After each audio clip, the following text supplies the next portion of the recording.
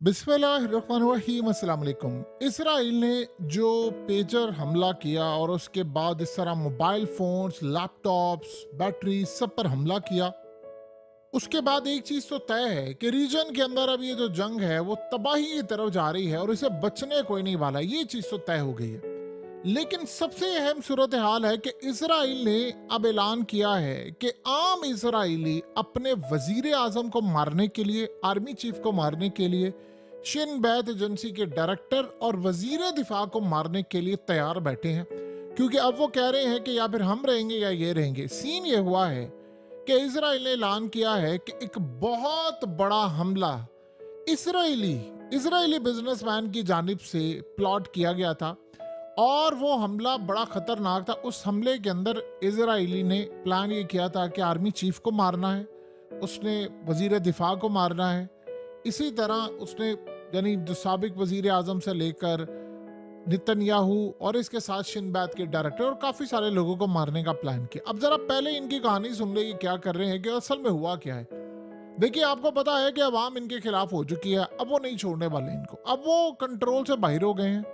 इन्होंने कहा कि तुर्की के अंदर एक इसराइल का बिजनेसमैन था, वो बेसिकली वहां पर काम करता था। ईरान ने उसको हायर किया, ईरान के लोग उसको लेकर गए, उसको स्मगल किया ईरान में, यानी इलीगली, और वहां पर इंटेलिजेंस एजेंसियों के लोगों ने मुलाकात की। अब जरा कहानी इनकी सुनिएगा। इन्होंने कहा कि वहां पर उसको सुपारी दी गई और उसको कहा क्या कि जो इसराइल के अंदर ईरान के एजेंट्स काम कर रहे हैं उनको क्या अपनी जिम्मेदारी पूरी करने के आपको छोड़ा नहीं जाएगा और तुमने ये काम करना। उसने कहा जी मुझे 1 मिलियन यूरोस दें आप, तकरीबन पाकिस्तानी 40 करोड़ से भी ज्यादा, यानी आप ये समझ रहे 41 करोड़ के करीब आप मुझे दें तो मैं फिर ये काम करूंगा। तो उन्होंने उसको 5,000 यूरोस दिए और उसके बाद उसने सिर्फ इस मीटिंग के लिए, तो उसके बाद उसने प्लान ये किया कि मैं जाकर नेतन्याहू और इन सबको मारने की अब तैयारी करूंगा। और उसके बाद इन्होंने कहा कि जी शिन बैत का जो डायरेक्टर था, ये बाकी लोग थे, ये फलाने थे, ये असल में वो मारने के लिए आया था। और उन्होंने ये बताया कि अब हालात हमारे ये हो चुके हैं कि आम इसराइली या बिजनेसमैन, उनका हमने इतना लॉस किया है, इकोनॉमी हमारी डाउन है, जंग रीजन में फैला रहे हैं कि वो मारने के लिए तैयार है। अब आप एक बात बताइए, सबसे पहली बात यह है कि एक आम बिजनेसमैन का जो किसी बैरून मुल्क हो या किसी जगह भी हो, उसका क्या काम है कि वो खुद जाकर ईरान के अंदर इतना बड़ा रिस्क लेकर सिर्फ और सिर्फ थोड़े पैसों के लिए अपने वजीर आजम, आर्मी चीफ और ये वो इन सब की सुपारियां लेता फिरे। यानी उसका कोई तजर्बा है? बिजनेसमैन का काम है बिजनेस करना। वो ट्रेड देखता है, चाहे वो इलीगल हो लीगल हो, उसमें पैसा बनाने की।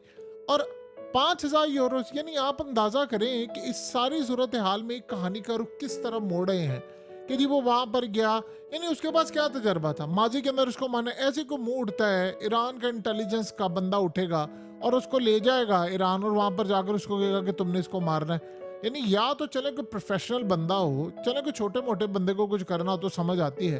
आप आर्मी चीफ को उड़ाने के लिए जा रहे हैं, आप वजीर आजम को उड़ाने के लिए जा रहे हैं, या आप शिन बैत डायरेक्टर उसको उड़ाने के लिए जा रहे हैं जिन्होंने पूरे इसराइल के अंदर सारी सिक्योरिटी संभाली होती है।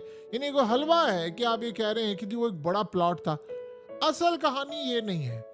अब उन्होंने क्या कहा कि जी इस्माइल हानिया का बदला लेने के लिए काम हुआ है। देखिए, दो चीजें आप समझ लें कि एक तो अब ये रेट बढ़ा रहे हैं अपने लोगों का और ये बताना ये चाह रहे हैं कि देखिए दो चीजें हुई हैं इसमें। सबसे पहले समझ लें कि देखिए हम जो लिबनान के खिलाफ कर रहे हैं, हम ईरान के खिलाफ कर रहे हैं, वो जस्टिफाई करने के लिए कि देखिए ना वो हमारे लीडरों को मारने की तैयारी कर रहे हैं, वो फलाना काम कर रहे हैं और वो हमारे ही लोगों को भर्ती करके हमसे बदला लेने की कोशिश कर रहे हैं और हमने ये काम कर लिया। अब अगस्त में ये मामला हुआ है और इन्होंने तब ये कहानी सामने लेकर आए हैं कि जब आप ये सोचें कि इन्होंने पेजर हमला किया ताकि सारा कुछ डाइवर्ट करके हम सबको बता दें कि असल असल कहानी अब समझे क्या है। सीन अब ये है कि ईरान इस सारे मामले पर इतनी यानी कच्ची ग्राउंड के ऊपर तो नहीं खेल सकता कि वो इस तरह का काम करे और वो पकड़े जाए और सारी सूरत हाल हो। असल कहानी अब ये हुई है जो इजराइल की है कि आम वहां के लोग और बिजनेसमैन, अब वो असल में इजराइल के वजीर आजम हो या इनका आर्मी चीफ हो या वजीर दिफा हो या शिन बैत का डायरेक्टर, इन सब से जान छुड़ाना चाहते हैं और उसके लिए वो खुद हमले करने के लिए अब आगे आ रहे हैं। अब असल में सीन ये हुआ है, ये इसराइल की तारीख में पहली दफा हुआ है कि जिन लोगों को आपने भर्ती किया था, यानी जो बिजनेस कम्युनिटी है, वो इतनी पागल हो गई है कि उन्होंने आगे बंदे हायर करके या जाहिर सी बात है, अगर ये जंग रुकती है, नेतन्याहू नहीं रहता, तो ये जंग रुक जाएगी, या इनके लोग नहीं रहते, तो फिर तो सूरत हाल ही होगी कि इसराइल के अंदर बिजनेस चलेगा, चीज़ें चलेगी। अभी तो हालात जो है वो बड़े खौफजदा हैं, जिस तरह इन्होंने हमला किया है, जाहिर सी बात है। अब आप ये देखें ना, लिबनान के अंदर सूरत हाल क्या हो गई है। लिबनान के अंदर सूरत हाल ये है कि वहाँ के वजीर आजम ने कहा हिजबुल्लाह को कि भाई आप ठीक है, अब इनको मारें, यानी वो क्लियर रास्ता दे दिया है कि भाई अब इनका ठिकाने लगाने का और कोई रास्ता में समझ नहीं आता, बातचीत से ये बात हल नहीं होगी, सो लिहाजा अब इनको मारें। तो वहां से भी अब क्लियर एक हमला होने के लिए जा रहा है, और वो बड़ा हैरान कन होगा, क्योंकि इसराइल ने अब मजीद इसके बाद उनके आर्मी चीफ ने कह दिया है कि हमने हमला करना है, और उन्होंने बड़ा क्लियरली कल कहा, उन्होंने कहा अभी तो कुछ भी नहीं था हमारे पास, तो देने के लिए इतना कुछ सरप्राइज है कि आप सोच भी नहीं सकते। यानी बड़ा उसने क्लियरली इंडिकेट कर दिया है कि हमारे पास आपको मारने के लिए बहुत कुछ है। अब इन्होंने काम ये किया है कि वहां से लोकल लोग इनके खिलाफ उठना शुरू हो गए हैं। यानी आप अंदाजा करें, एक सिंपल सी मिसाल ले लें, ये जो शख्स आपकी स्क्रीन पर आ रहा है, एक फुटबॉलर है। आप सोचेंगे कि इसने पाकिस्तान की जर्सी पहनी हुई है, इसका ताल्लुक क्या है पाकिस्तान का? इसके जो नाना है, ये नॉर्वे का बेसिकली, इसके जो नाना है वो पाकिस्तानी है। तो आप अंदाजा करें, वो पाकिस्तान को कहता है कि मैं रिप्रेजेंट भी करूंगा, यानी सोशल मीडिया पर मैं सपोर्ट करूंगा आपके फुटबॉल को। इजराइल ने इसको कहा है कि आओ यहाँ से हमारे क्लब से खेलो, पैसा उसको दे रहा है बहुत ज्यादा, तमाम चीजें। कहता मैं ये काम नहीं कर सकता, आप मुझे बिलियंस ऑफ डॉलर भी देंगे, मैं ये काम नहीं करूंगा, जो मर्जी हो जाए, नहीं ये काम करूंगा कि मैं पैसों के लिए उस मुल्क के साथ जाकर खेलूं या उसको रिप्रेजेंट करने की कोशिश करूं जो इंसानियत के कातिल हैं। अब आप एक बात बताएं कि किसी का नाना हो पाकिस्तानी हो, खुद वो गोरा हो, तो उन लोगों का क्या ताल्लुक है?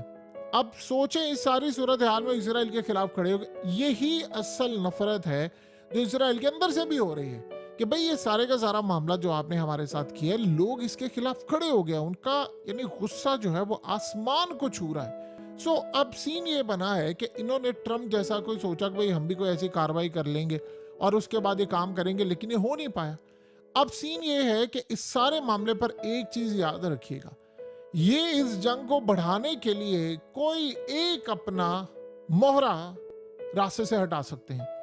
अब वो कोई भी हो सकता है, और ज्यादा इम्कान वो है जो मोहरा जंग नहीं करना चाह रहा है। ये बात याद रखिएगा, क्योंकि वो ताकतें जो है वो हर उस शख्स को नहीं छोड़ेंगी। देखिए, वजीर दिफा को हटाने की भरपूर तैयारी कर, आपको पता नेतन्याहू ने क्लियरली कह दिया है, और जिस बंदे को वो लेकर आ रहे हैं वो भी आप सबको पता है।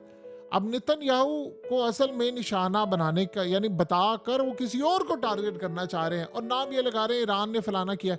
असल में इनके अपने लोग खिलाफ हो गए। अब हो सकता है आर्मी चीफ को भी, यानी उसकी भी कोई सूरत हाल ऐसा कर उसको भी रास्ते से हटा दे। अब आर्मी चीफ जाहिर सी बात है एक ऐसा है कि जिसके ऊपर शदीद दबाव है कि आप ऑपरेशन करें, कि कल उसे बयान दिलवाया गया है कि भाई अभी हमने बहुत कुछ सरप्राइज दे सकते हैं। तो इस सारे मामले पर इजराइल के अंदर शदीद गुस्सा पाया जा रहा है, नफरत पाई जा रही है, लोगों का सब्र का पैमाना अब हो चुका है लबरेज, वो नहीं इनको छोड़ने वाले। तो इस सारे मामले पर आप अंदाजा कर सकते हैं कि इजराइल की जो सूरत हाल है वो काफी हद तक खराब से खराब तर होती जा रही है, यानी कोई ऐसी सूरत हाल बाकी नहीं रहती। अब एक चीज बड़ी अजीब हो रही है, असल में इनके फौजी रैंक्स के अंदर भी बड़ी नफरत पाई जा रही है, फौज खुद खिलाफ हो चुकी है, बड़े लोग। इन्होंने काम ये किया हुआ है कि जो सिक्योरिटी पर मामूर है नेतन्याहू के या बाकी या शिन बैत के, उनको बड़े एहतियात से मॉनिटर किया जाता है कि कहीं ये ना हो कि वो ही हमलावर हो जाए। यानी आप ये सोचें, कहानी अंदर से घड़ी यही है कि अंदर से कोई हमला करने के लिए पूरी कोशिश कर रहा है, और नाम इन्होंने लगाया है कि ये ईरान का है, क्योंकि इस तरह स्टोरी बिकनी नहीं थी। और आप ये कहें कि इसराइल के अंदर से उठकर किसी शख्स ने आर्मी चीफ को या नेतन्याहू को या फलाने को हिट करने की तैयारी करे हैं, तो आप अंदाजा करें कि क्या पैगाम जाएगा कि पूरे इसराइल में कि चलो एक अगर हमला नाकाम हुआ है तो बाकी कर लें, बाकी नाकाम हुआ है तो तीसरा कर लें। इन्होंने स्टोरीज देखे रखी हुई हैं, कब इन्होंने स्टोरीज प्रेजेंट की हैं कि जब ये पूरे का पूरा हमला हुआ है। देखिए दुनिया को, आप एक बात देखिए, आईफोन उड़ा दिए इन्होंने, लैपटॉप्स उड़ा दिए इन्होंने, तमाम दूसरी तीसरी चीजें उड़ा दी हैं, और दुनिया को आप जरा देखें, कोई बात करे इसके ऊपर। यानी दुनिया की बदतरीन दहशतगर्दी इजराइल ने कल की है, परसों भी की है। आपने वो काम किया है कि आज के बाद ना किसी का लैपटॉप महफूज है, ना किसी का घर महफूज है, ना किसी की गाड़ी महफूज है। आप बाइक्स पर जा रहे हैं तो आपको एनर्जी के जरिए हमला किया जाता है, आपकी बाइक्स तबाह हो जाएं, आपकी तमाम चीजें तबाह हो जाए। तो इस सारे मामले पर एक बात आप अच्छी तरह समझ लें कि इसराइल ने पूरे का पूरा खेल तैयार किया है। किसी भी वक्त वो कोई भी अपना बंदा रास्ते से हटाकर एक बड़ी जंग भी शुरू करने के लिए जा रहे हैं, वैसे भी वो तैयार है।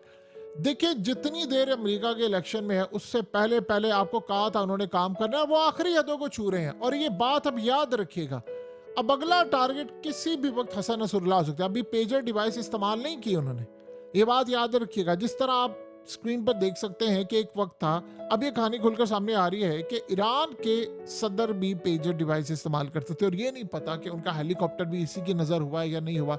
बहरहाल एक बात तय है कि किसी लीडर को भी इनको मारना पड़े, ये तैयार है। और बहुत ही बड़ी जंग हमारे सर पर खड़ी है, जिसका हमें पहले कभी अंदाजा ना था, लेकिन ये जरूर पता था कि होने जा रही है और वो आ गया है टाइम।